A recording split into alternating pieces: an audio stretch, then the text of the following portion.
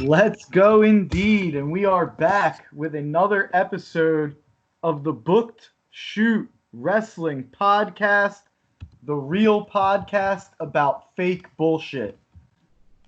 And I introduce you to my one co-host for the week. We got a two-man commentary booth the way King and JR did it for years. We got Broken Matt Hardy, huh? How you doing, huh? Hello, fans. I'm here. As I don't know if you can understand that paralyzed face JR impression. Oh my God, I can't feel my fucking face. I'm just trying to intro my podcast and I can't feel my face. I'm Broken Matt to steal a gimmick.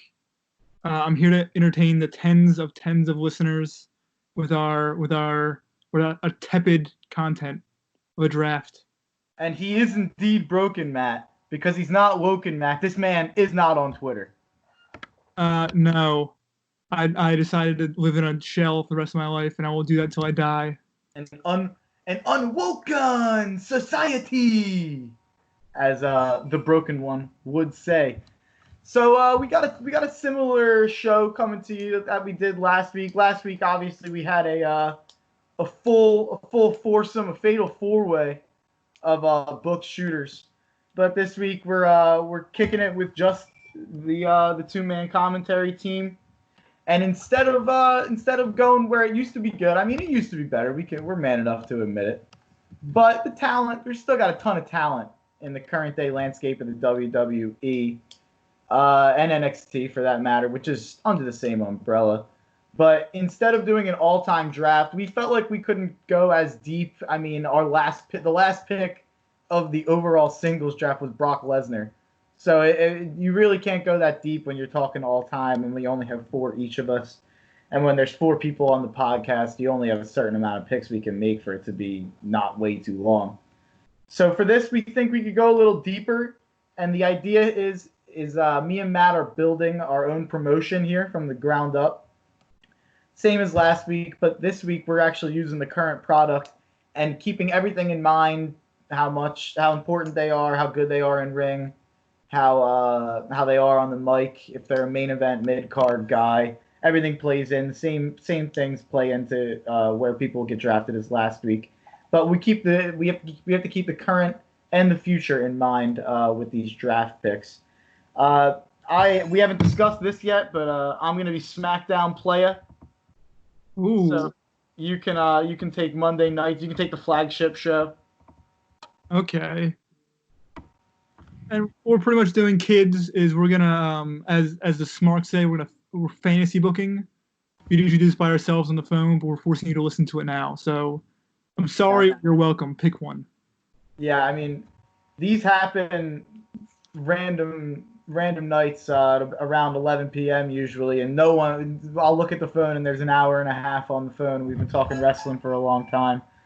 So at least we're recording this one. So we're going to start it off. So actually, let me explain how many people we're drafting. We are drafting 8 singles men competitors, 1 main card belt, 1 mid card belt, 4 women, and 4 tag teams. So it'll be 16 rounds.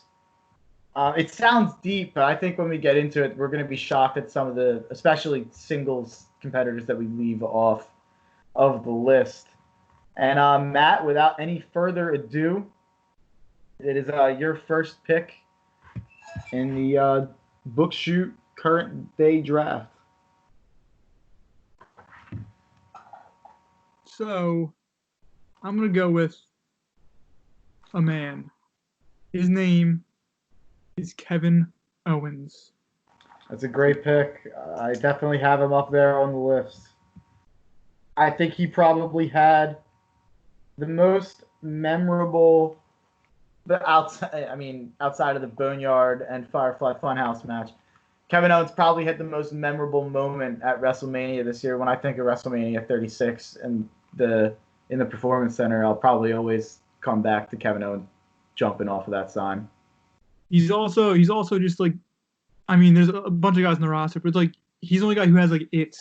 Like the thing that The Rock has or like Austin has, Owens has that. I mean, not to the same extent. For sure. Had something. I can you imagine if Kevin Owens would have came around in a time where I think they were let be creatively. They were, I think, back in the late '90s and the early 2000s, they let guys like Kevin creatively really come up with stuff themselves. We saw what Angle did in the years. We saw what Austin did. Can you imagine if KO was in a less micromanaged time? I think he would have been amazing on the mic. He It would already have is. been fantastic. At the same time, he's like what 6 foot maybe, not even. He's a fucking bowling ball. He That's a would have good. made TV back in 2000. You're right Like about that for that's sure. steroids. Yeah, juice. Yeah. Yeah, that's a Vince impression. Yeah. But yeah, folks, this is what you pay for. It's fucking free. Deal with it. Deal with the podcast. All we right, you're up. I think KO is a great pick. I think what I was noticing when I was making these lists, Triple H does a pretty fucking good job picking these NXT champions. Most of these NXT champions end up being pretty mage on the main roster. Can I cut you off? This is another heel. I'm tired of you kissing the company's ass. Hey They man, will I'm just trying to. Triple H, Hunter, Paul Levesque, Hunter could be kayfabe. Hunter picks a lot of good guys. Hey, they don't call him the King of Kings for nothing. Oh my God, this man is turned on me, and he's trying to get a job with WWE. I can't believe this man is my family. He's turned on me. Well, I'm just game over. Folks, In this business, there is only one business in this business.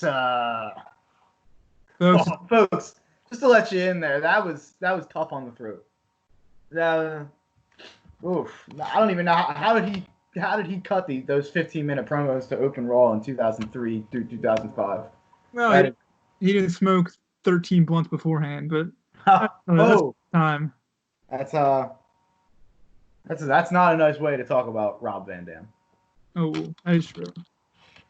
All right, folks. With the second pick, I have one question, one statement. Yeah. Let me in.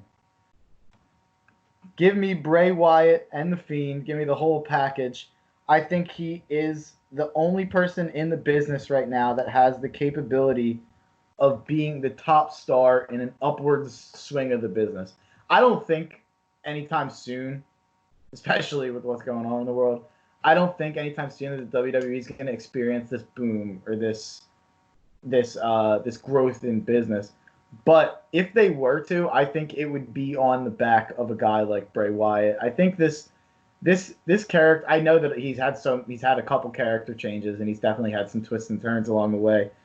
This character is unbelievable. I think what he's been doing recently is some of the best stuff that the WWE's done in so long, and you can tell that Vince is keeping his hands out of the cookie jar, and they're letting weirdos like Pritchard handle it, and they're letting Bray and Cena handle stuff like the Firefly Funhouse, and they're letting Bray have so much input, which is I think it's amazing. So in your fantasy promotion, you just have him do the same type of stuff as like he's doing right now. Well, he wouldn't job to Goldberg. Well, he went also job to whoever he jobbed to the past however many WrestleManias. Like he probably beats Undertaker that one whatever fucking. I believe at Payback 2015, Bray Wyatt jobbed to Ryback. I think that was Is he still like alive? I know. Ryback. Oh, he's got a podcast. He thinks they're gonna bring him in and give him the world belt next week. Ugh, that's just gross. I mean, I gotta tell you, I was ready to be fed more. Feed me more was a lifestyle for me. Do you think if Ryback was found dead in his home, you would suspect Phil? I can't remember his last name. CM Punk. Oh, Phil Brooks. Yeah. Do you think not maybe he didn't kill him, but maybe he hired a guy to finish him? I'd probably first suspect the massive amounts of steroids and testosterone running through his body, but Phil Brooks would be on the list. We'd have to give him a call as the police department. Yeah. The third pick. You're up. Oof. We'll go with the Seth Rollins. So yeah, I had KO third on my board, and I had Bray 1, and I had Seth 2. So the first three picks are my top three off the board.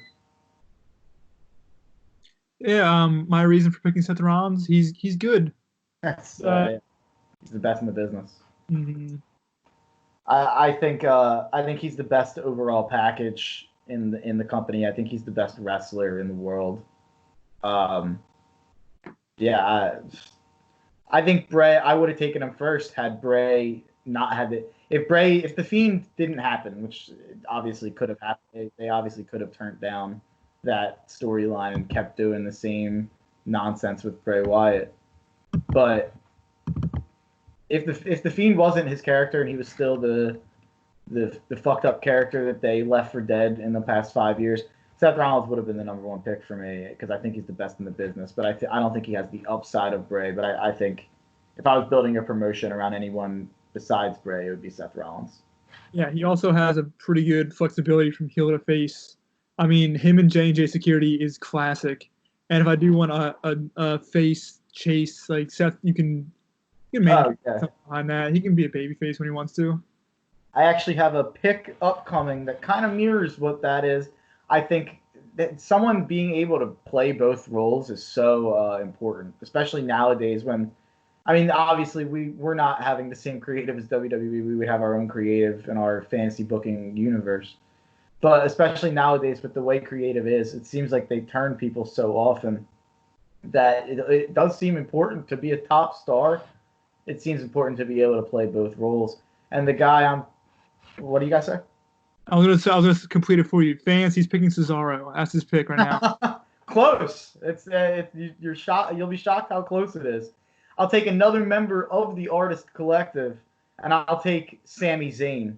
I think I Ooh. think Sami Zayn's unbelievable. Um, I never thought he'd be as convincing, as good as a heel as he is currently.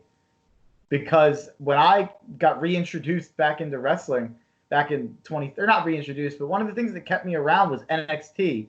And when I found NXT, the first match I saw was Sami Zayn challenge for the NXT Championship against Adrian Neville, now Pac. Never. By the way, AEW is not involved in this. We didn't say that. We're loyal to Vince, and obviously, as I said earlier, I am loyal to Hunter.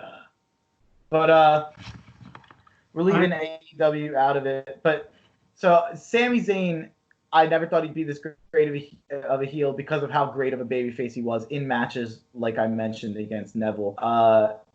And he had great matches with Shinsuke in NXT, great matches with KO. Obviously, him and KO's rivalry is storied. I couldn't let you have both of them on the same roster. It really annoyed me. You picked him. That was the reason I took him right there. He was not fourth on my overall list, but I couldn't let you have KO and Sammy. Yeah, Sammy's the greatest. Like, I think it's like classic, like Jim Cornette. I think I'm the good guy, bad guy. I'm just like, it's perfect. Like Kurt Angle. Justified bad guy. Yeah, and he also has the best like knocked out like ragdoll body ever. It's just like he's laying there and like the CTE cell. Yeah. So I don't think it's impossible for him to get back to a underdog babyface sympathy role at all. I think it'll take a couple months to just get him out of that. People forget, and this just comes to my mind because I was at Elimination Chamber before all this Rona madness, Rona mania, and these people behind me, these casual fans that were probably my age or a little older, were like, "This Sammy guy sucks. Like, he is the worst." And that's, you know what? I was getting upset sitting in front of him because I was rooting for him. He ended up winning the IC belt off Braun. I was getting a little worked. But then I realized that's kind of the fucking point of Sammy being a heel. And the fact that people, I don't think, even remember that Sammy was this amazing babyface who people wouldn't even imagined of booing. Like, as recently as 2 years ago, 3 years ago. Yeah. He's good. You're up for another pick here. Ooh. That Sammy pick really pissed me off. I'm gonna go. Ooh, here's here's my dilemma. I either can build my fantasy roster or I can just destroy yours. I don't know what I want to do. I want to either make my dream come true or annoy the shit out of you. I'm conflicted. But you know what? I'm gonna go with Shinsuke Nakamura. Ooh. I And- think Shinsuke Nakamura is one of WWE's biggest creative failures in the history of the company, let alone, but I really think over the past couple of years, what they've done to him is unbelievable. There was a time where I thought they weren't even going to let Shinsuke lose the NXT belt because how strong they put him over for the first year he was in the company. I thought they were going to straight up not let him lose the NXT belt and he was going to end up feuding with Brock and beating him.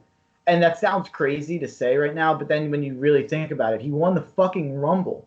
Shinsuke won the Rumble. Like, such a hard push coming out, but they had nowhere to put him. It was like that's why also I'll put some draft thing into mind. I'm not taking Brock because it's too limiting in what you can do. He has to be your champion. You can't beat him. Like it's such a weird. I'm not touching him. I'll say that right now. And yeah, I have him ranked pretty low. I mean, he's on my list, but I have him ranked low. He's definitely limits you. Yeah, like there is also something like there's the cool. When Shinsuke came in, he didn't talk.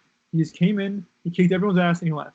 And I feel that's such a great basic character of like, yeah, this foreign man's gonna beat everyone, And you in the face, and you're gonna be dead. And his entrance was amazing. Yeah, I mean, it goes without saying. I think it's probably the best they've done. The entrance was get out. Don't listen to this. I don't want you here. If you don't know what Shinsuke Nakamura, how he would Michael Jackson his way. Allegedly, we don't want to get sued. I don't know what dance he was doing, but grabbing the rope and going back. That was peak Shinsuke for sure. They really fucked up with him, and it's a damn shame. Mm-hmm. All right, so I'm actually gonna make a little bit of a wild pick here, but he was by far the youngest guy on my board. Like by far, I think he was 6 to 7 years younger than anyone else on this list. And he's in NXT right now.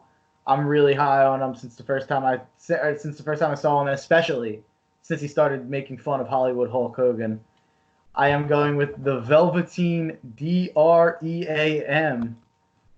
Maybe a bit high, but I am super high on the Velveteen Dream's upside, and I almost don't want him to ever come up to the main roster because I think what they've been doing with him in NXT is perfect. He's won the North American belt, but they've kept him away from the main belt without having him lose all the time. And I think the reason for picking him, I think a Fiend Velveteen feud is an absolute box office. And just have some backstage shit with them. Oh my fucking god. Like the whole creepy Fiend and sexual Velveteen Dream combination. It'll be like fucking Razor and Goldust back in the day. You were right when you said that this is so deep. It's almost, I'm going to have like 2 main eventers for my mid card, and I feel like dirty about it. Yeah. It was like, I don't know, like, I don't know, whoever, like, whatever. Whoever Shinsuke is going to be my IC title holder or my USA title holder, whatever. Yeah, it feels almost like wrong in a way. But yeah, this draft, I mean, Velveteen's a great pick. He's a very charismatic young man. He's he's fucking good. That's my commentary, folks. These guys are good. They work. They know how to do their job. I don't know. Wow, that was not good at all. All right, I'm gonna pick my next guy. That was Christ. I can't talk. All right. See, part of me wants to almost pick guys who are like mid card, even though there is top guys available. Like Finn Balor is still there. I don't know if I want him. I don't know because Finn will be a mid carder for me right now. No and I don't know if I can do that for the Demon. Finn's a mid carder in NXT right now. Yeah, that's the thing. They have like almost too much talent to deal with. It's just so. Again, I'm kissing the company's ass, but yeah, these guys. This is why I wish AEW would like be good, or some other billionaire would invest in fake sports because like. There's so much talent. Have these guys be champions somewhere else. It's too much for one space. That's what makes the creative bullshit and the limitations that they put on themselves so incredibly frustrating because we know that they can do a good product. We know that they have the people to do it, and they just overmanage the shit out of it. It's also like you have 8 guys making like I don't know millions of dollars. You got to juggle all their egos, justify why you're paying them that much money, and it's all like it's it's too much real life stuff to like this fucking escape we call wrestling. Of like, oh, it's fake fighting and it's like Rocky every night where the bad guy, whatever, bad guy versus the good guy, who's gonna fucking win? I don't know, but you know what? I'm gonna take. Oof. I have a pick that's gonna annoy you, and a pick that I have 2 picks that are gonna piss you off for different reasons. I'm gonna go with.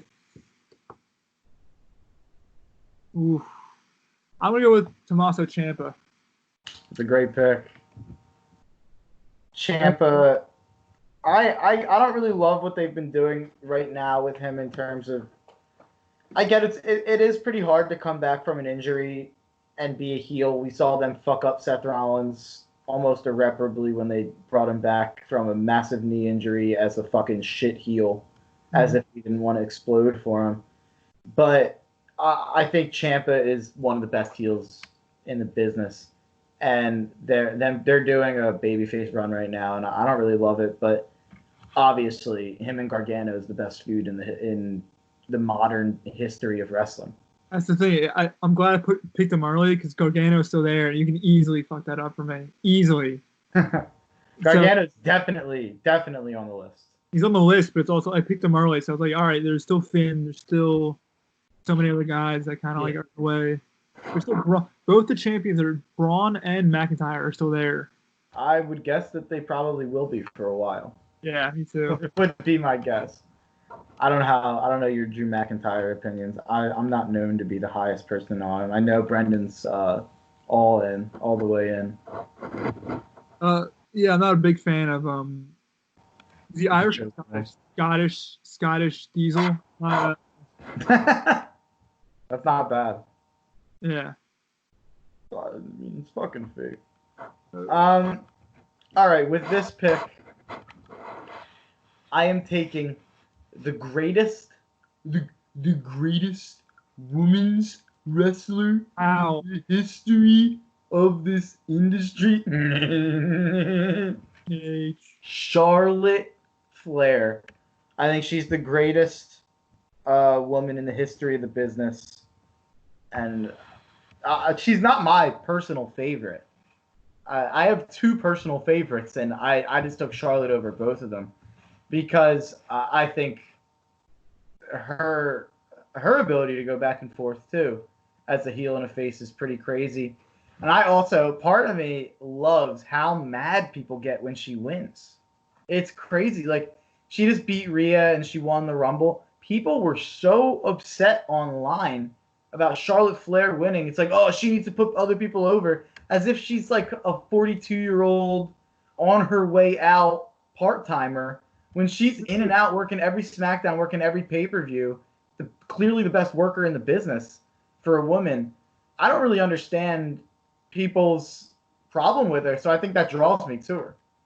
I wonder if that's just like, and that's why smartness kind of ruined wrestling in a sense of like, there's so much backstage. This is Charlotte's prime, obviously, and like she should maybe fucking capitalize on her prime, and like whoever promotion, your promotion, should capitalize on her prime, and the WWE should too.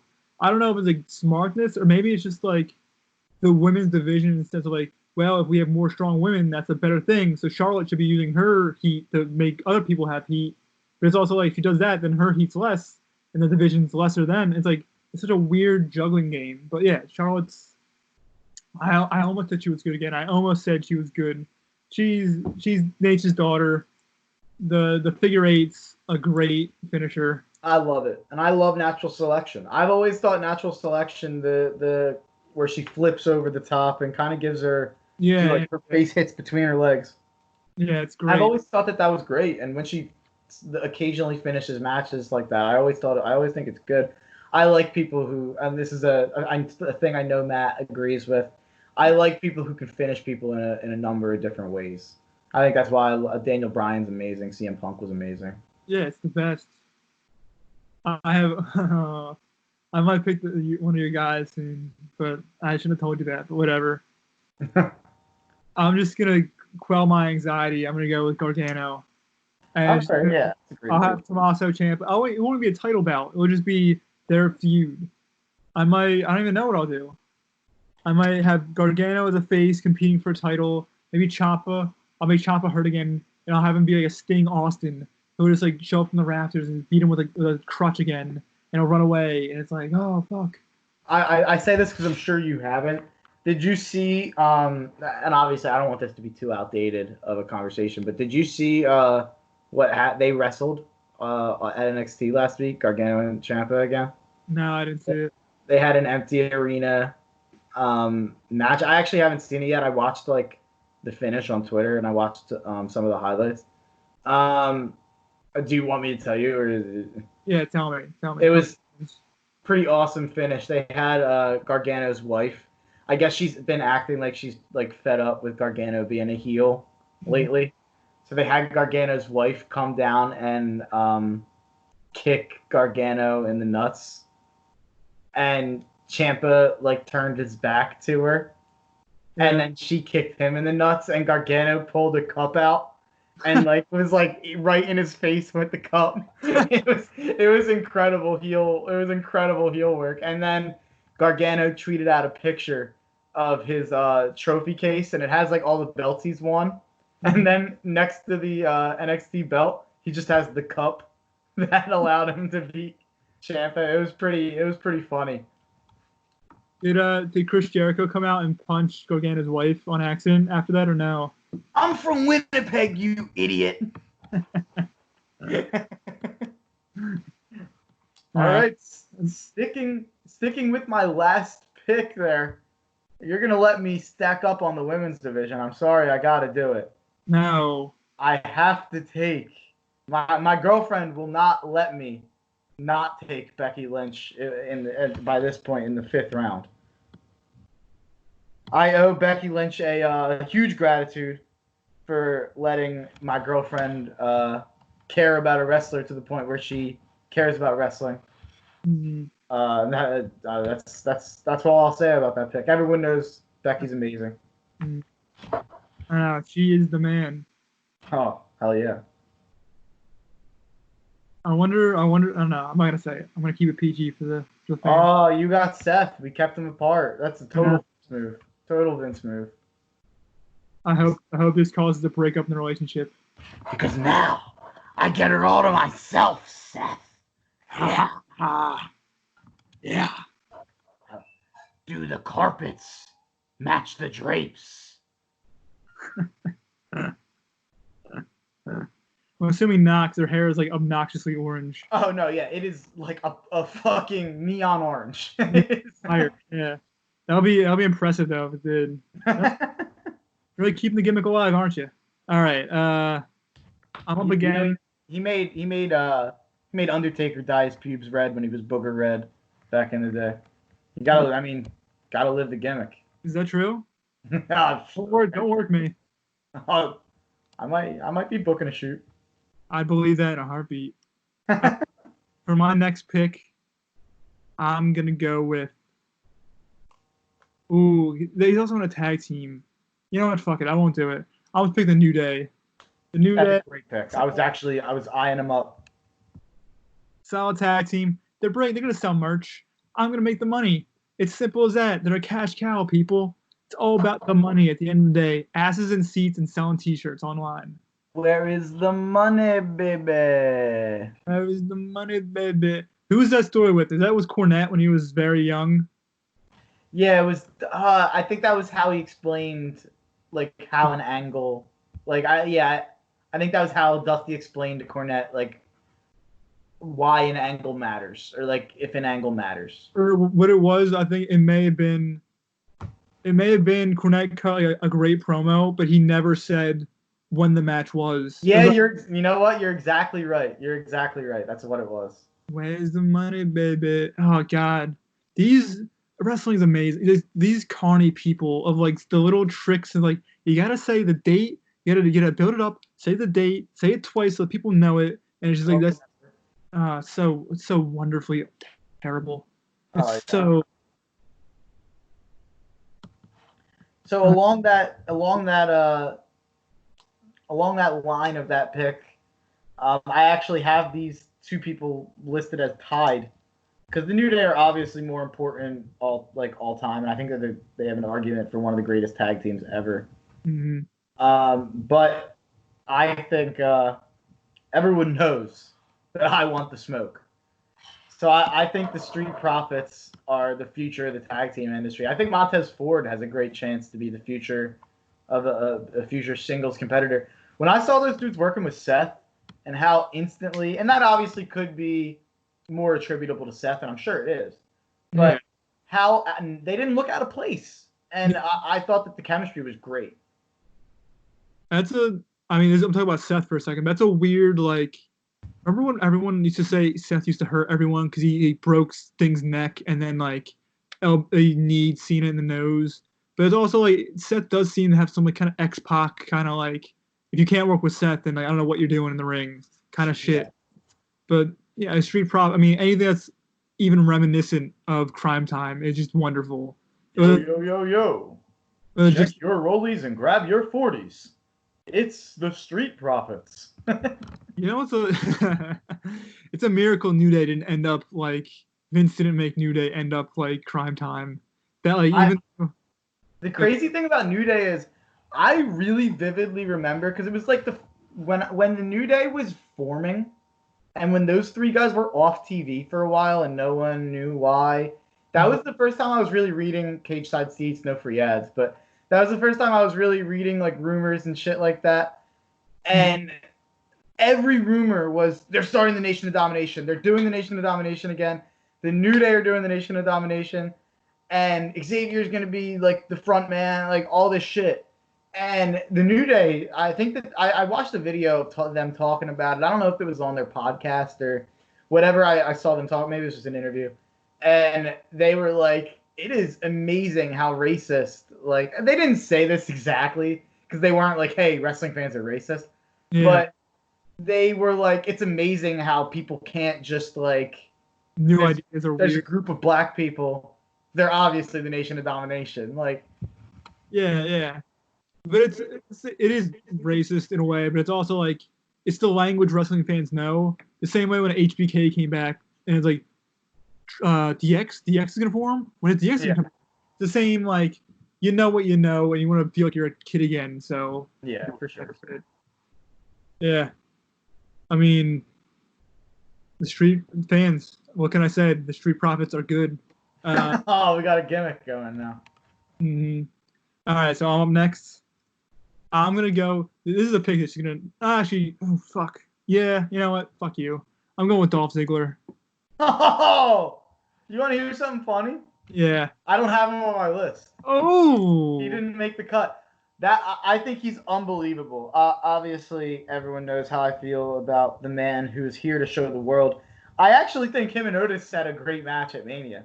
I liked it too, to be honest. I thought it was phenomenal. I thought Dolph did everything to make that guy look like a player. Mm-hmm. And I don't know if Otis is a player, but I think Dolph did everything to make him look like one. I think Dolph's unbelievable. I think there's just too many guys that are similar to him that are younger at this point. Definitely. But here's what I'm going to do with Dolph. I'm going to make him dye his hair black. I'm going to make him wear a singlet with his long pants. And he's going to start using the sharpshooter instead of the music. That's what I'm going to do with Dolph. That's not bad. I do think Dolph might be one of those characters that's irreparable in terms of I don't know if he'll ever get a real chance at anything again. But probably not. But I don't think he cares either. No, he's making bank. I didn't know how much Dolph was making, and he's making it for such limited dates. I know he's making a lot of money on limited work, and they're also letting him like do like comedy shows on the side with some like super hot girl. I don't know what the deal is there, but like yeah, I don't know. He also dates Mandy Rose. Yeah, that's what I meant for the hot girl fans. If you don't know, I'm a little out of it at times. But no, I don't think Mandy Rose is the person who hosts the thing. I know who you're talking about. I think that she's a comedian. Okay.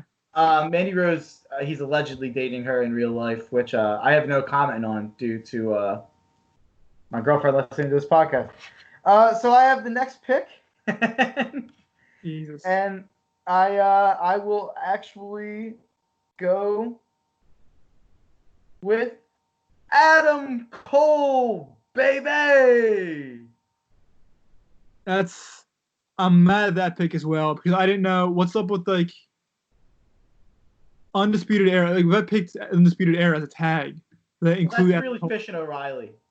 Okay. They're the ones who tag. Adam Cole's like the he's the NXT champion. Yeah. Actually, I should say the tag is really Fish, O'Reilly, and Roderick Strong. But Fish and O'Reilly have been a tag team since like before NXT even. So if they come into the discussion as a tag, which I'm sure they will, I would say Fish and O'Reilly are probably the correct tag. Okay.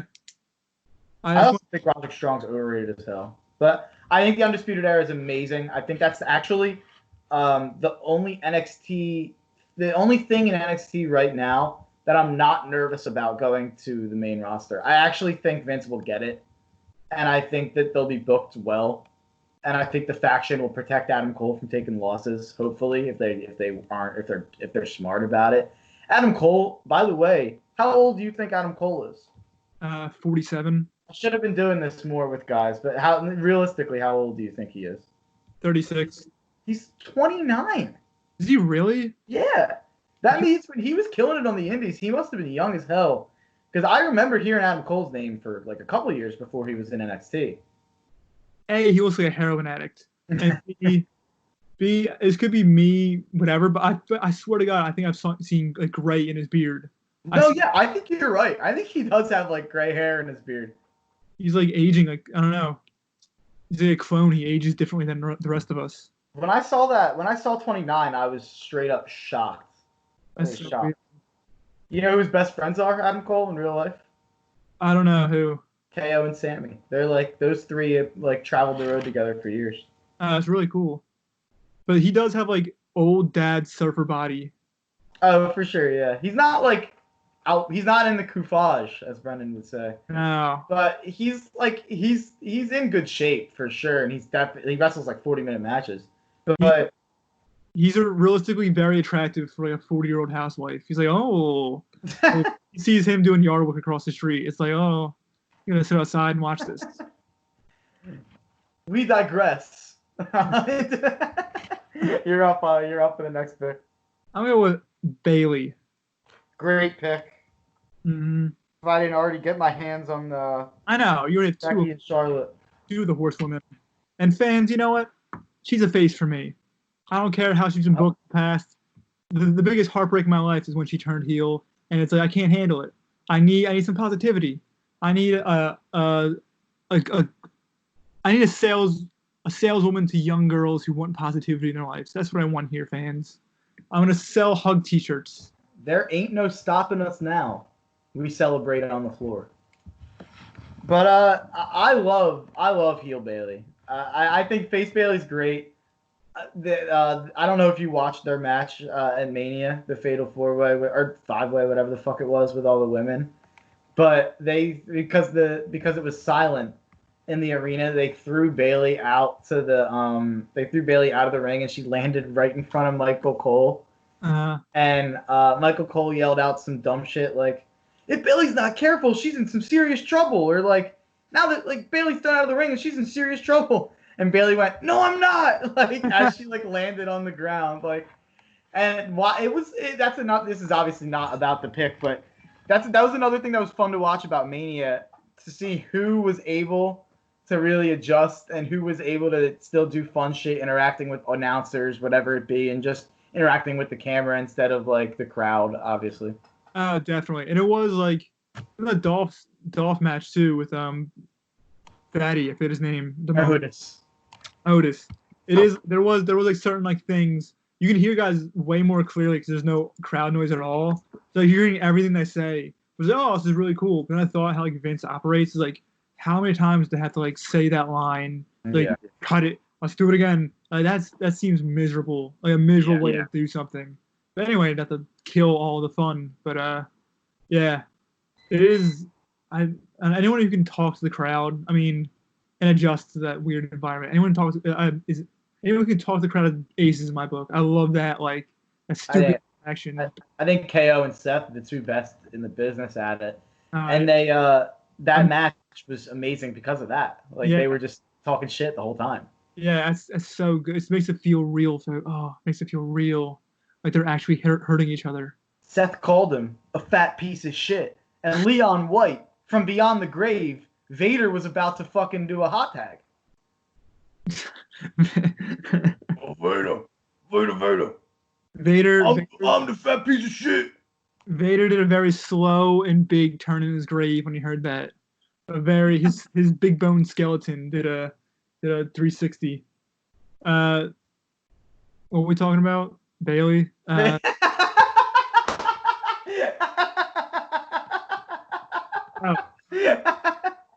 I don't know how he ended up there. I don't even know how how to draw the lines. people talking in the crowd. There is a man who works at a different promotion in the WWE who is if not the greatest of all time at interacting with stupid idiots in the crowd. Oh yeah, no, you're definitely right about that. Punk was Winnipeg. pretty back in the day too. Yeah. All right. So we are through 8 or no. This is my 8th pick. So after this we'll be halfway done the draft. And honestly, this probably isn't the correct pick here. I have a couple singles guys I should be looking at. But to complete the Undisputed Era, and we were just talking about it, I got to take Fish and O'Reilly. Good pick. It's a good way to round it out. Yeah, in the all-time draft, I took NWO Hulk and then passed on the Outsiders, so I couldn't do it again. Yeah, that was dumb. I don't know what to say. I didn't even. Dude. It's fucking fake. Is he the greatest shooter in your opinion of all time? The greatest shoot interview person? Nash? It's not even a competition. Who's second? Cornette, just because he's so energetic and like. Cornette's problematic though. I love Cornette. I know you love Cornette. Cornette's got some problematic opinions. Kevin Nash, I'm just riding down to Arco, just stop at the Marriott.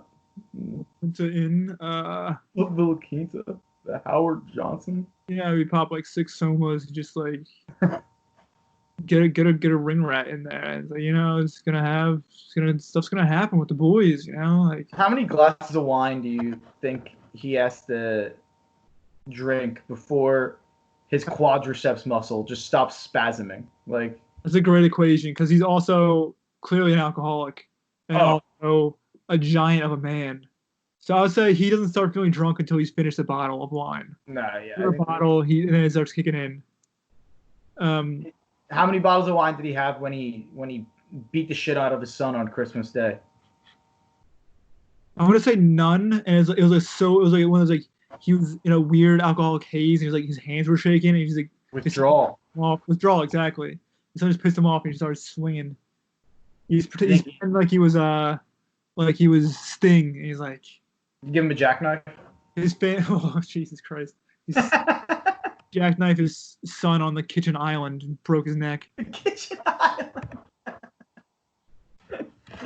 All right, yeah, you're up for the That's one thing I read in the papers that his son painted his face white like Sting, and Kevin just had PTSD flashbacks.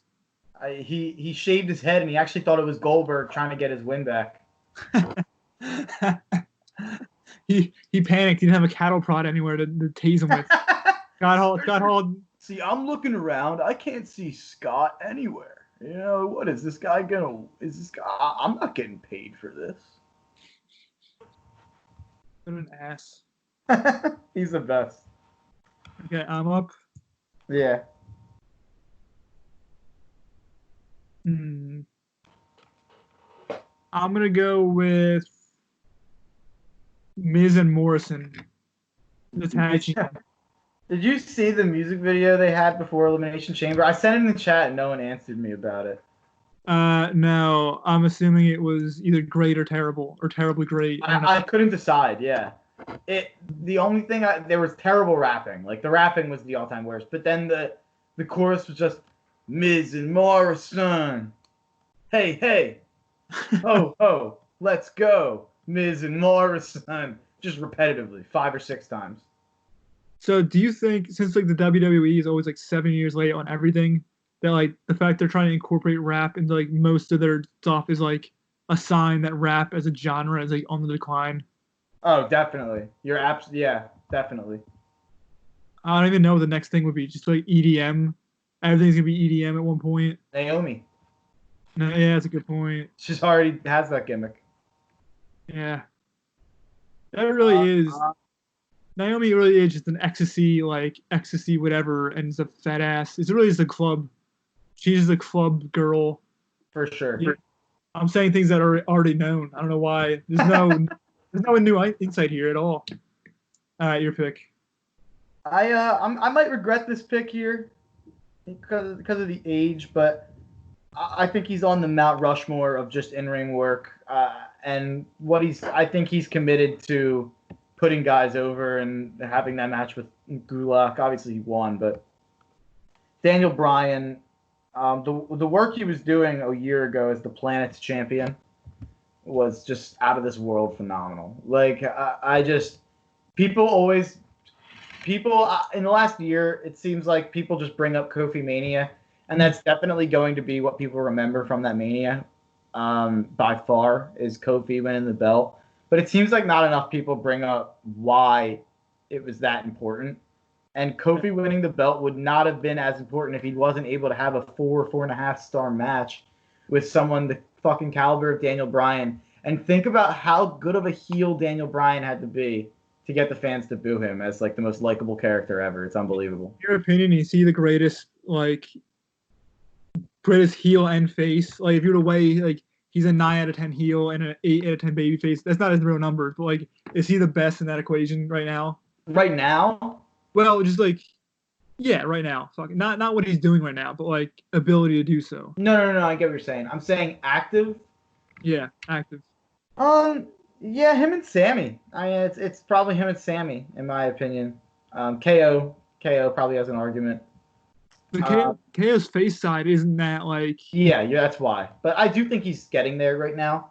Mm-hmm. But yeah, probably not KO. I think Sammy and Daniel. But then I mean, if you look at everyone in every like, it's hard to say best of all time because you look at a guy like The Rock. Yeah. Like, oh my God. Like you look at a guy like Hogan. That's very true. That's very very. Hogan. I have to watch more WCW Hogan. And it's incredible. His heel run is great, but I also feel like so much of his heel run is just like it's due to like the institution of Hulk Hogan of like he's supposed to be a good guy. For sure. Bad. Whereas like Daniel Bryan, like the greatest face of a generation, and then like to be that such a smarmy asshole of the Plant thing is it's fantastic. No, he's unbelievable. But I mean, HBK is not even on this list because I don't think his face run probably is up there. But also any guy who like worked relatively near the Attitude Era, their face run is like it's not really face, it's like anti-hero, like middle. Like Austin's not a face. He's like Clint Eastwood. He walks in, kicks ass, and leaves. It's not he doesn't do it for the fans. He just does it. Austin is another guy, and I think I'm watching 2003 right now, so that means I was in 2001 recently. The run after WrestleMania 17 where Austin turns heel and everyone says that ruined the business, and probably did, honestly. It was probably a really bad creative decision. But like I always say with Sami Zayn being incredible as a heel doesn't mean that their decision to not run with him as a babyface was correct. It just means that he's undeniably talented. And that's how I felt about the Austin heel run. Some of the fucking shit he was doing with Angle and Vince is some of the funniest shit I've ever seen in the history of wrestling. He gets on the phone at I think it's King of the Ring 01, and he's calling Vince, and he says, Vince, it's Steve. Stone Cold Steve Austin. Stone Cold Steve Austin, the World Wrestling Federation champion, Vince. Yeah, I'm doing great. How about you? No. Like, he is just an insane human being. Oh. And that's obviously where the what chants start. Yeah. And I think he ends that call by going, now, Vince, I know you love me as much as I love you. But And hearing Austin talk like that after years of him being the baddest ass, obviously, ever, it's so funny. Like, no one can tell me that heel run wasn't amazing. Also, you go back to his WCW run. I mean, yeah, stunning Steve. The little like, chicken shit heel. Him and Pillman. Yeah. She's how many times I brought up? Oh, the WCW run too. Shut up. You're up, actually. I thought I was up. Yeah, your last pick was Miz and Morrison. Okay. Yeah, I picked Brian. Yeah. You're up. I'm gonna pick Asuka. Oh, you want to talk about someone who's not on my list? I know. I hate her. I know you wouldn't. You're not gonna pick her, but she's the most talented person I think currently who I want to pick. I like the gimmick. I don't know what to say. I like the weird. I have Shinsuke. I like the weird Asian. Yeah, I love Shinsuke. Asuka just doesn't connect for me. It's too Shinsuke's like the Japanese you want, like, oh, that's crazy, innovative, like, oh. Asuka's like the what the fuck is this Japanese thing of like, I like it's like the kabuki mask, and I like maybe the mist will not include the mist, but like, yeah, I like it. Fuck it. I probably also have a bad taste in my mouth off of. I thought that they made her so important when she came in for like 3 years, and I think Shinsuke should have gotten that treatment, and I felt like they treated Asuka better. But you look at it now, they're both fucking kind of jokes. Yeah. So it's like they ended at the same place. Like, yeah, it was also not like a mutual exclusive push for Asians. I think they both could have gotten a push. It's not. You're absolutely right. So much we can give one person from this other country. I do remember they were champion at the same time in NXT, and they would keep winning like the takeovers, and obviously takeover has like 4 or 5 matches usually. They would keep winning, so every NXT takeover, and I love Shinsuke, but I would always end up feeling like, well, fuck, like the Asians won both tonight, huh? Like, it's almost like at the Rumble. It's like, well, the face won the men, so the heel has to win the women's. It's like they both can't survive. Like Asuka and Shinsuke won the Rumble the same year too. That is. And then they both got crushed at Mania and turned heel. I know. It's either like extremely predictable or like crazy, like unexpected for Vince. I don't know which one it is. I remember saying, going into that Mania, that there was it was kind of like going into last year's Mania. I remember the attitude was, oh, we all want Becky, Kofi, and Seth to win, but there's no way all 3 will win. So everyone was like, which one will lose? I remember it was kind of the same thing that year. It was like Asuka and Shinsuke. There's no way. I don't know if this is just because our chat knows how racist Vince is. I don't know if this was a wrestling-wide Twitter thing. But I remember the days leading up to that Mania, me, you, Brendan, and Terry were all saying, like, there's no way Vince is letting both Asians get the belt here. Yeah. And he screwed them both. All right. So with my next pick, I think I gotta keep Montez Ford's, gotta keep the Street Profits happy. I'm gonna bring in Montez Ford's wife, or I think they're married, Bianca Belair. I'm super high on Bianca. I think the whole, I don't know if it's her whole gimmick, but I think the hair thing where she has that long hair and she can like whip people with it. Yeah. I think it's fun. I think it's different. I've never like seen anyone do that before. I think it's fun. Yeah. No, it is it's an interesting gimmick. I really don't have much to say because I'm looking at her right now. I know who she is. I know her hair thing. Yeah. Yeah. I actually am higher on her than I am on Rhea. I remember at the takeover that was at the Rumble, they wrestled, and I was hoping Bianca took the title off Rhea, but I like Rhea too. I think Rhea's great. I think her match with Charlotte was great, but I think Bianca has a higher upside. I'm looking at her WWE profile right now as we talk, and it says Bianca Belair is such a superlative competitor. That's not what that is. It's superlative, whatever. Yeah, that's not so dumb. That's but it's part of the gimmick, though. I do love it. It's part of the gimmick. Superlative. That's a noun, not an adjective. Yeah. Because black people don't know how to use correct words.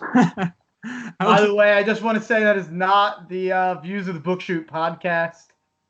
Let me just throw that disclaimer out. That is a That is straight from Vince's mouth. He has a direct feed into this podcast. We can't stop him. No, I think it was just her like preppy, like she's Bel Air, so she's like the fucking who's the family from Fresh Prince? What's their names? Carlton what? Banks. Fuck. Banks. I can't believe it took me that long. Jesus. She's like part of the Banks family. She's a very perky, good private school girl or whatever. Yeah. Yeah. All right. Yeah, I like the EST of NXT, even though I don't know what that means. I think it's like the ist.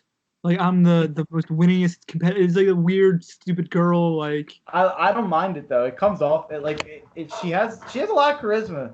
No, it works. She definitely makes it work.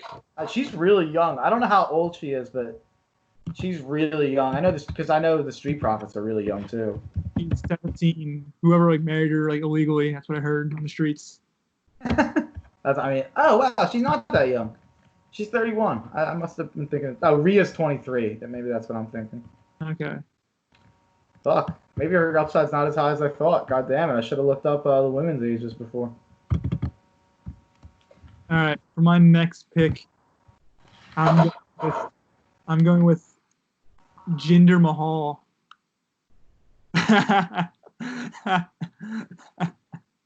Does this work? No, I'm picking. Oh yeah, it's gonna be a work in my company, but I'm picking Jinder Mahal. Oh my god! Again, dude, the modern day Maharaja. There's 1 billion people in India. I'm trying to get these views in here. Do not hinder Jinder. Come on. Jinder Mahal just got taken over Drew McIntyre. He's the most valuable member of the 3MB. I need some people to like fall on some swords. I can't have all like super good guys. There's maybe one or two like doofus like guys around. That's great. All right, I'm gonna take my third tag team here.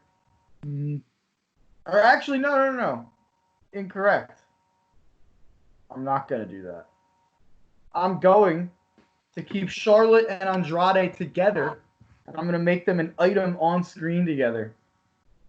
Fuck Zelina Vega.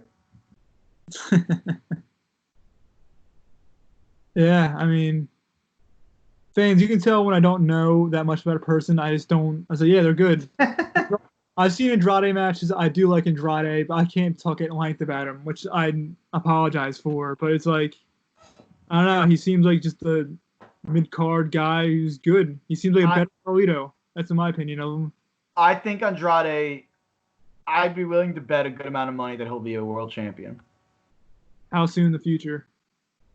I mean, he's really young. He is really young. But probably the next 3 years, next 4 years. I think he's a word I keep using is undeniable, but I think he's another guy that's just undeniably good, and I don't think it matters that he doesn't do it on the mic. I actually think in a weird way, I was thinking about this the other day. Mm-hmm. I think it was because of Goldberg. I was thinking about it, but because when they brought Goldberg in 2003, they just tried to make him talk. Like they tried to make him like every other main eventer on the roster. I think that there's something to be said for people who literally just can't talk. Like, I think there's something to be said for those guys who are either foreign or they have a mystique about them. Like Aleister. I don't think Aleister Black should be saying anything. I don't think he should ever talk. I think that it actually helps Andrade that they're not going to give him the mic. He's just not going to talk. Yeah. As opposed to a guy like, like Ricochet. Where it's like Ricochet's American, Ricochet's English, but he's not getting on and cutting a good promo. But he's going to talk because there's no mystique. There's no reason for him not to cut a promo, but he's not good at it at all. Yeah. I mean, I would have picked Shinsuke and Asuka, and they're not going to talk about promotion. Yeah. Yeah, they're going to be just badasses. Although, this is interesting. Shinsuke on Smackdown, they had him come out and interrupt Braun. And he obviously jobbed in like 5 fucking minutes to Braun. Yeah. But they had him cut a promo. And without the fans saying, like, what and being racist fucks, he was, like, really funny. Like, and anytime I've ever heard Shinsuke outside of wrestling, he's, like, pretty good. Like, his English isn't terrible. It's just they are so, like, Japanese people have to speak like this. Like, I think Is it the company or the fans? Of like when they hear him, they kind of react a certain way. I think it's both. Yeah, I think both. I think the empty arena actually helped him in that regard. Yeah. I also feel I already said Andrade's the next Carlito, or he's very Carlito-esque, and he said he doesn't talk. I'm like, well, that's kind of two different things. Then I'm wrong. I think But he does. He seems like he has some like swag to him, some kind of like he carries himself a certain he's like a whatever. Mexican AJ. Like I think he's got a lot of AJ in him. The Zelina Vega package is great. I just think eventually they're gonna have to. If Charlotte and Andrade are like serious, I think they're too good to not have them be together. Like especially if they're both such great heels. Like I think Charlotte would. I think if you put Charlotte with Andrade, he'd be a world champion within the year. Who is like a baby face? So let's say the storyline is the storyline currently that Andrade and that what's her name again? Sorry, Zelina Vega. and they're an item on screen item. They're together like a. I'm not sure about that. I don't necessarily think so. Okay, interesting. She's in real. I don't not on the show, but in real life, she's actually married to Aleister Black. Okay, I was gonna say if you have Andrade cheat with Charlotte, and then Vega goes and sponsors like she manages like a dumb baby face. Aleister Black. That's not bad. No, not even Aleister Black. Like who's like almost an Ellsworth type of guy.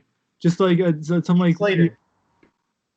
Some weird challenger. I mean, it would be a Sammy if Sammy was a face, but like, I don't know. Do you remember when they tried to make Sammy's gimmick that he was like a nebbish Jew? Do you remember they were like, he would like bump into someone backstage. He'd be like, "Ooh, I'm sorry. Yeah. Like, you were kind of in my way." Like that's honestly. I heard Kevin Owens do a podcast with Jericho. Yeah. That's literally who Sammy is, though. It's literally like. People hate him just because he talks so much about everything. Even though he's like the nicest human in the world. He just drives people crazy. All right, pal, you're up. I know. I have 1 singles left, 2 tags left, and 2 women. Yeah. I have 2 singles, 1 women, and 2 tags. I'm going to get this out of the way. I'm going to pick the Singh brothers. They're on 205 Live. Did you look that up to make sure? I do. I was so panicked. I had to make sure, yeah. That's great. And of course, if I give Jinder like a mid-card belt, I have the Singh brothers as his little like J&J. The they were taken for Randy were legendary. Like the one where the guy lands on his neck and Randy's like, ooh. Ooh, I almost killed him. Was it your first show, Battleground? I've been to? Yeah, your first show was the Punjabi prison. Yeah, so your first. That's why you like Jinder. Yeah, he's a formative experience for me at 20 years old. It's great. That's great. Mm-hmm. I actually don't have her listed next, but in terms of, I'm not going to take Rhea here, so I'm leaving you an awesome gal to include in your division. But I think just with the way my women's division's laid out, with Charlotte and Becky, and with Bianca probably as the young babyface on the swing, I don't really know what Rhea's role would be. So I'm taking the legit boss, Sasha Banks, because I'm going to job her the fuck out to all 3 of them. And she's going to make them look good. She's like a female Dolph. Sasha deserved to be picked, but I was going to do the same thing if I had her. So it's kind of like a weird... She would have jobbed for me, which I feel bad about. But you know what? When you look like a poodle, sometimes you get a job. I also took away your Sasha Bailey connection there. You can have it. I almost feel like it's great, but also there's like a trap there where you have to do it. I agree. That's a good point. Yeah. All right. For my next pick, I'm going to pick a guy that you're also going to not like at all. It's going to be a terrible pick. I'm picking Kalisto. What the fuck are you doing? What is it? I feel like I'm being worked. Again, money. He's Latino. He's gonna pull in those. Rey Mysterio's a person. Rey Mysterio still wrestles. He's old. We're doing age, dude. We're running this to the future. You could have brought in the fucking Lucha House Party. So I have listen to this diversity. I have Colby Lopez, who's a Latino acting as an American. For those who don't know, Colby Lopez is Seth Rollins. Yes, he is. Not a pitcher on the Rangers. I have a corn-fed Iowa boy who has some Latino background, played high school football, great background. He didn't, but like that's the character. I have Shinsuke, a man from Japan. He's a badass. He's like the ninja or a samurai. I'm not gonna make that comparison, folks, but you can say that. He's not gonna speak English. He's gonna be silent character. He's gonna kick ass and wear red leather. I have Jinder Mahal, who's gonna be with his stable of Indian men, he's just gonna run things and he's gonna take people's jobs if you can have any insight into the real world American economy. And then you have Kalisto, who's gonna be a fun luchador, keep the luchador tradition alive in my promotion because you gotta pay respects to Mil Mascaras and all those guys who came before. Oh, my dad's gonna pop for that. I know he is. And Kalisto can also go with Ciampa and Gargano, who I also have on my roster. So some lightweight fun.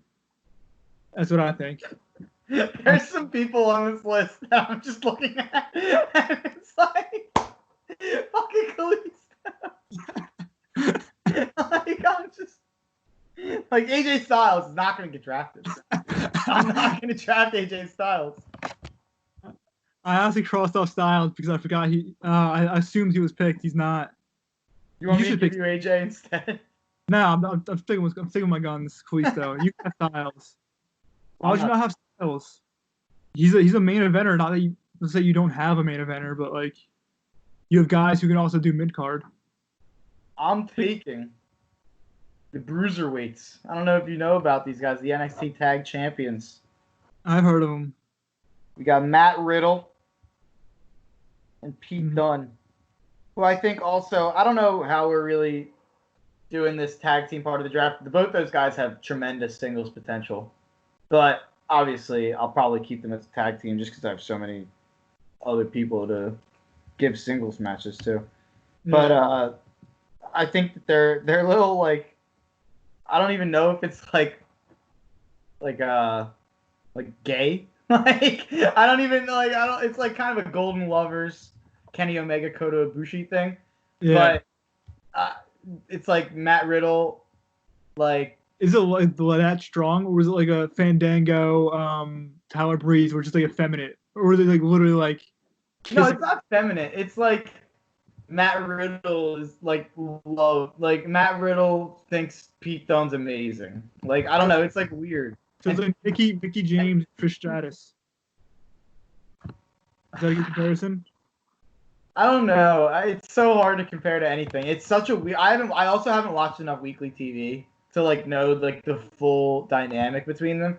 But just like the little interviews I've seen, it's like Matt Riddle talking about how amazing Pete Dunne is, and then Pete Dunne like no selling it, but then he'll make like one comment where he's like, "We're gonna smoke the competition," and Matt Riddle's like, "I like weed," like, and it's like a whole thing. Like, I do think it's entertaining, and they're obviously both fucking awesome in ring, especially Pete Dunne. Pete Dunne. I don't know how much Pete Dunne you've seen. NXT TakeOver Chicago a couple years ago, he had a UK match with this guy Tyler Bate, and it's one of the best. I remember I knew nothing about either guy going into the match, and it's one of the most amazing matches I've ever seen. It's probably the best match I've ever watched where I didn't know the people going in. And Pete Dunne does. I'm doing an example for the audio listeners, but.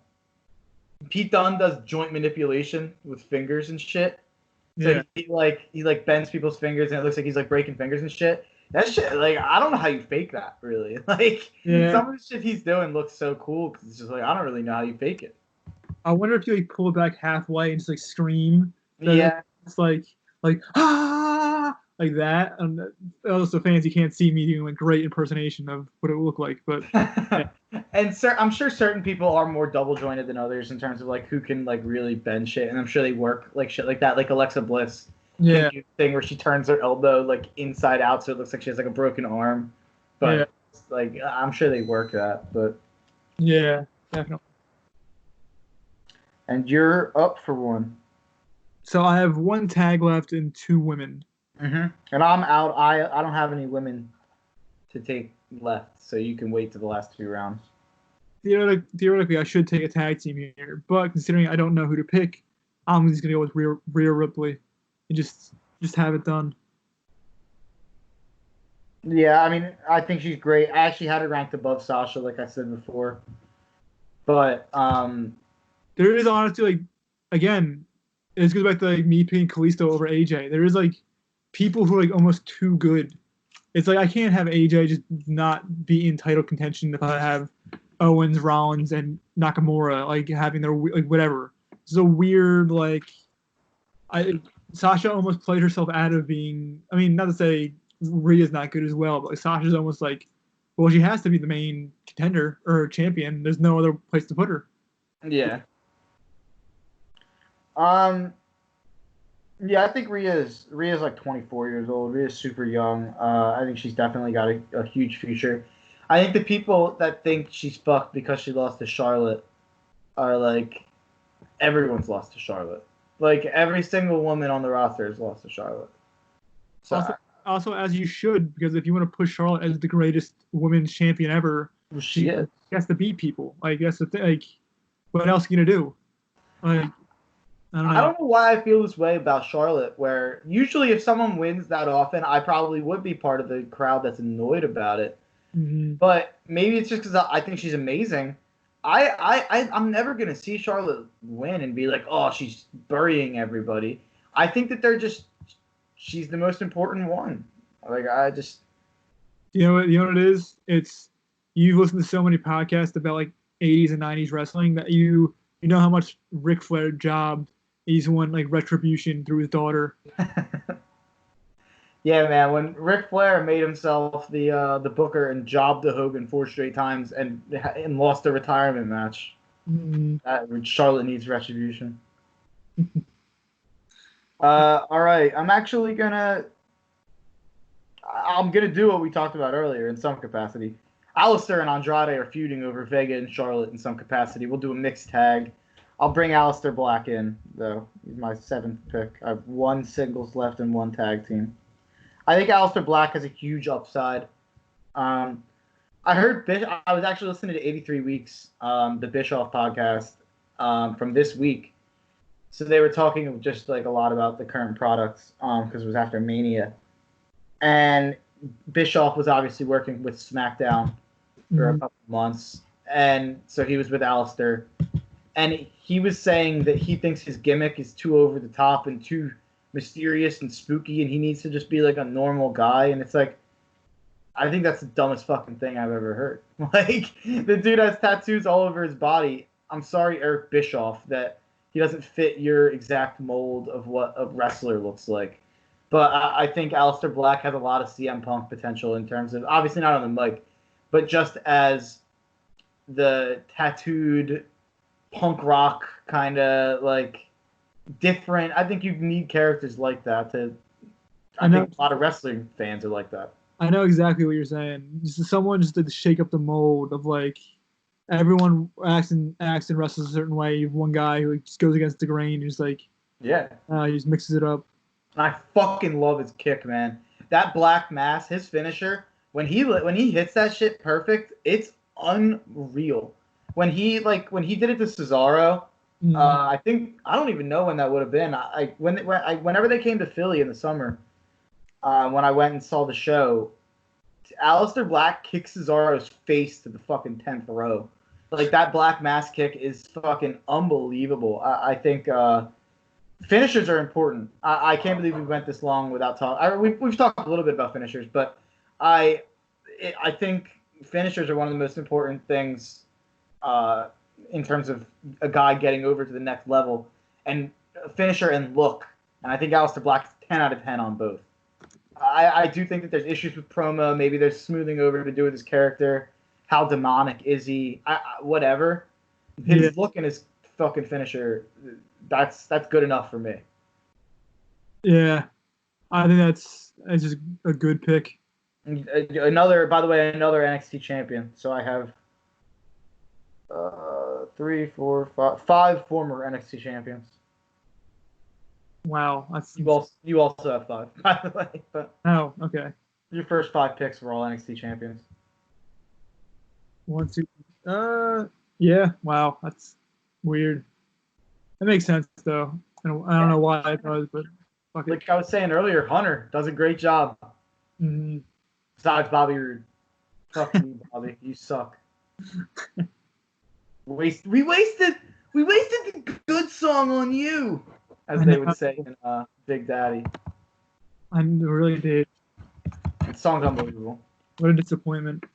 All right, for my last tag team, I'm going with. I just had a crazy doubt in myself. I'm not sure if I'm going to do this now. I'm actually really concerned. Fuck. Feel for me when I think. Fuck. Well, just to let you know, Yeah. the tag teams I have on my list, the Usos are obviously like a safe, boring pick. I think Yeah. Heavy Machinery is like a fun baby face. They were a lot more over than I thought in person. And then AOP, they're a good heel team to team with Seth. Mhm. I literally had it written down B team because I wanted to take Bo Dallas from you, but then for a second I couldn't find them like on the roster, and I started just freaking out. Like, wait, what? I couldn't like. I haven't seen them in forever. That's the thing. I don't know their status. I would say let's leave them off. Let's leave them off then. Bastard. I don't mean to take Curtis Axel from you, but I mean, I wanted Bo Dallas. Bo Dallas is my favorite person I think ever. no, I believe still. I believe. I'll go with Heavy Machinery. I like the fat guys. Fat tag team. Gotta have it. Dude, imagine Heavy Machinery and the Sig Brothers. Dude, oh my god. That's a great match. That's a great match. That match is gonna happen every night. Every night. Price of admission. Every town in America. We'll take it to Canada some nights. They'll love it there.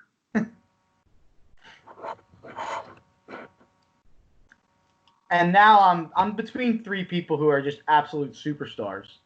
Wait, before you do that, I just want to say Heavy Machinery and Singh Brothers in Canada would sell so well, you don't even know. There's there's big fat country people in Canada, and then also a large population of like Indian, Pakistani people who migrated there. Dude, we're gonna sell out. We're gonna sell out Vancouver, in Toronto, in other cities, in Montreal. Is that a city or a province? I don't know. We're making money there. Fuck if I know. Continue. Yeah, I think I'm gonna have to. I think my 8th pick is gonna end up being like my champion. Like I don't even like. I mean, I'll just be honest. You have no singles left, so I'm looking at Brock Lesnar, Roman, and Drew McIntyre. No Braun? Nah, I don't think he's as good as any of them in ring. And you know what? It only feels important when Brock Lesnar's around. So I'm not letting Brock go undrafted. I'm going to take Brock Lesnar right here. I get Paul Heyman to write my show now, too. I mean, He's Jew. all right. Brock's good. Again, I don't want to be limited by Brock. If you have Brock, you can only do Brock-centric thing. And how about this? If you have Brock, does he only have certain dates he can work? Yeah, 100%. He's not. Yeah, 100%. Yeah. Okay. It's the same. It'd be the same thing as drafting like fucking Edge right now. Yeah. All Which right. means I have 2 part-timers basically. I have Brian and Brock. Yeah. Wonder how that's gonna work. I don't know. Ziggler's a part-timer too at this point, though. Fair enough. The same level, to the same degree that Brian is. Yeah, he'll show up. He'll job when he needs a job. Exactly. Exactly. Can you imagine a face-off for Ginger and the Singh brothers? It's gonna be great. I don't think Face Dolph can ever exist again. You don't think so? It's too far gone. I think too many people are just disgusted that he still has a job, and it's sickening. It's another one. It's just like if you go to a live show, everyone there hates Dolph, and there's probably like 10% of the crowd that's like me and knows how good he is. Yeah. But besides that, it's like he gets such a lackluster reaction. It's crazy. Dolph's a pick I really regret more than Kalisto. Because if like I just picked him to piss you off, and it didn't even piss you off that much, and it's like I'm stuck with him now. I'd much rather have AJ. We're giving you. I'll give you AJ asterisk AJ Styles. Okay, that's fair. So that leaves me with the last. I mean, we don't have to talk about Brock, right? It's Brock Lesnar. My client, Yeah. Brock Lesnar. Yeah, no, that's all I got. All right, my last pick is the woman's pick, and I'm picking Kairi Sane. That's a good pick. She's good in ring. I'm picking. So this is what I'm gonna book. She's my champion, and Asuka's her bodyguard. And I'm gonna dress Asuka. I'm gonna dress Asuka up like Oddjob from the James Bond movie. And then Bayley's gonna be a face and chase, and Rhea Ripley's gonna be a heel who chases, and we're gonna see what happens. Or face. Yeah, I mean she's kind of like a tweener. I feel like Rhea. Whatever, anti-hero who chases. Like, Yeah. Yeah. All right, that means with my last pick, it's got to be a tag team. It's tough. I don't. I mean, the Usos are the boring pick here, but yeah, I'm gonna go AOP. Just because all my other guys are kind of small. I mean, the Street Profits aren't small.